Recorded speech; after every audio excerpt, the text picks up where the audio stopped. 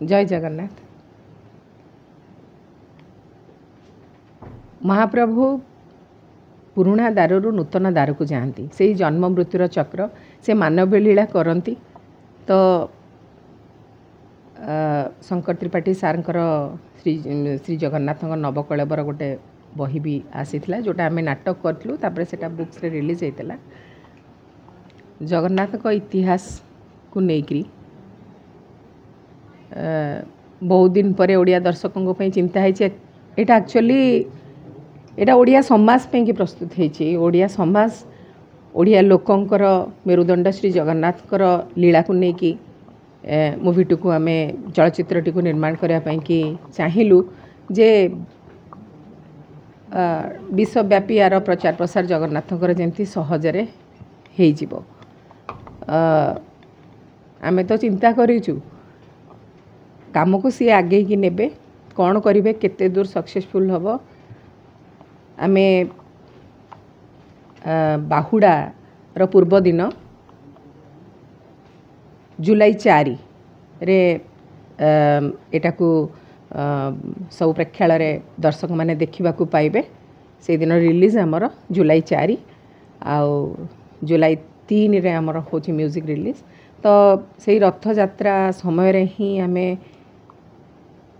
या दर्शकों पाखक आणु बोलिकी स्थिर कलु 2 वर्ष है निर्माण चली बहुत बाधा विघ्न बहुत कष्ट सत्वे मध्य जिद्दी धरली शेष करी बोली और शेष भी हो जाइए। तो मैडम किसी वार्ता रोचे कि जमी इस्कन कहते अदिनिया रथयात्रा पालन कर ममता बानार्जी पूरी धाम कले सेमती किसी वार्ता रोचे मुझे सब किसी जाने आपण मैंने जहाँ क्वेश्चन पचार से जिनस भी मुझे जानी भिन्न स्वाद मिल निश्चिंत भाव नाटकटा नाटकीय ढंग से होता सिनेमाटा टिके रियलिस्टिक लगे ए VFX काम बहुत जोरे होती आउ बैकग्राउंड म्यूजिक जोटा कि मेरुदंड थाए सिनेमा से बहुत भल अच्छी चेष्टा तो करूँ सब दृष्टि भल भाव देखा जाओ से कौटी कौन हम सी ही करेंगे सब। आम जगन्नाथ विभिन्न लीला देखीचु आम जगन्नाथ रथयात्रा देखीचु जगन्नाथ विभिन्न पूर्व पर्वपर्वाणी देखीचु एवं जगन्नाथ नवकलेवर देखीचु। साधारणतः दैतापति मैंने जाती दारू संग्रह करते और दारू कटा ही आसी सारा पर नवकलेवर हुए किंतु ये नवकलेवर कहीं होता प्रथम कौटू आरंभ होता और कौ गजपति समय होता आम से कहानी की चलचित्र माध्यम आने चेष्टा करूँ। जो कलापाहाड़ आक्रमण कला से ओडिशार गजपति थे मुकुंददेव को मारी दिगला और तापर जगन्नाथ को चमदौड़ी बांधि हाथी पिथिले लदी कलापाहाड़ नहीं गंगा कूल पोड़ीदेला तेना वैष्णव विश्वर महांती जी गंगा भीतर को डेई जगन्नाथ ब्रह्म धरिकी गड़कुज को आसते से तत्कालीन राजा थे गजपति रामचंद्र देव सी से ब्रह्म को आनी नुआ कलेवर तैयारी कर दारू काटी स्कंद पुराण अनुसार 3टी विग्रह तैयारी कर ब्रह्म संस्थापन कले और जगन्नाथ को प्रतिष्ठा कले तापर ठारू ये नवकलेवर विधि प्रति जोड़ा आषाढ़ अर्थात 12 वर्ष व 16 वर्ष पालन होकर आसूची से कहानीटा आमर चलचित्र रूप नहीं यह एक ऐतिहासिक कहानी प्रथम गजपति रामचंद्र देवंकर समय कहानी से कलापाहाड़ आक्रमण मुकुंददेवंकर मृत्यु जगन्नाथ को स्थानांतर करवा एवं किछि ओडिया जो माने कलापाहाड़ को जगन्नाथ कौटी अच्छा देखईदेले एवं कलापाहाड़ से राति जगन्नाथ को नहीं चलीगला ये बड़ माने दुखदायक कहानी और प्रत्येक ओडिया जाना उचित ये गल्प आमर कौन कहीं आज आम मंदिर जगन्नाथ को देखुचु कि जगन्नाथ पछरे जो बलिदान रही जो गजपति मानकर आत्म बलिदान रही आज देखार समय आसी कि कहानी निश्चित भाव दर्शक को भल लगे।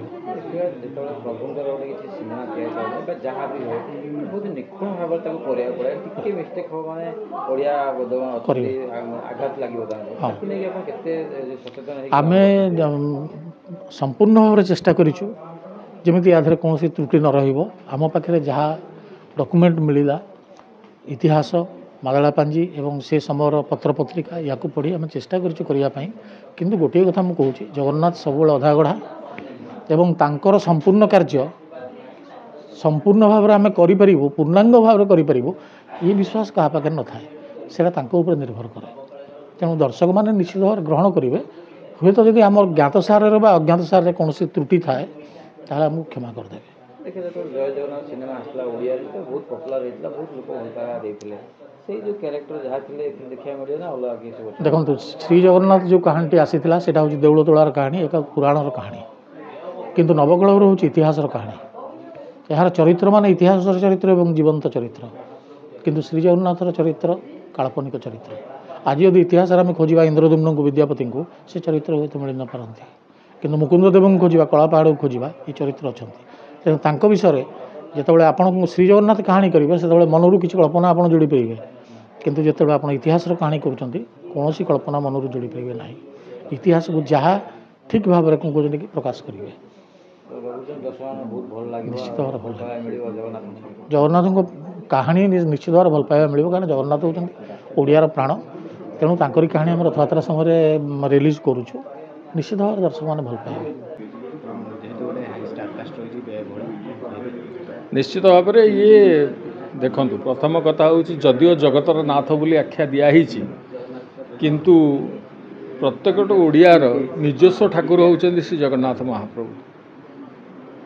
ଇଏ ଭଳିଆ ଗୋଟେ କଥା କାହାଣୀକୁ ନେଇକି ଯଦିଓ ନବକଳେବର ବହୁତ ଥର ହେଇଛି, 144 ବର୍ଷ ମଧ୍ୟ ଜଗନ୍ନାଥ ପାତାଳି ହେଇଛନ୍ତି, ସେଠୁ ଆସିକି ମଧ୍ୟ ନବକଳେବର ହେଇଛି, କିନ୍ତୁ ଇଏ ଗୋଟେ କାଳଖଣ୍ଡର କଥା, ଗୋଟେ ସମୟର ନବକଳେବରର କଥା, ତାକୁ ହିଁ ନେଇକି ଏ କାହାଣୀଟି ଭାରି ଚମତ୍କାର ଢଙ୍ଗରେ ଶଙ୍କର ତ୍ରିପାଠୀ ଲେଖିଛନ୍ତି ଏବଂ ଚମତ୍କାର ଢଙ୍ଗରେ ୟାର ପିକ୍ଚରାଇଜେସନ୍ ମଧ୍ୟ କରାଯାଇଛି।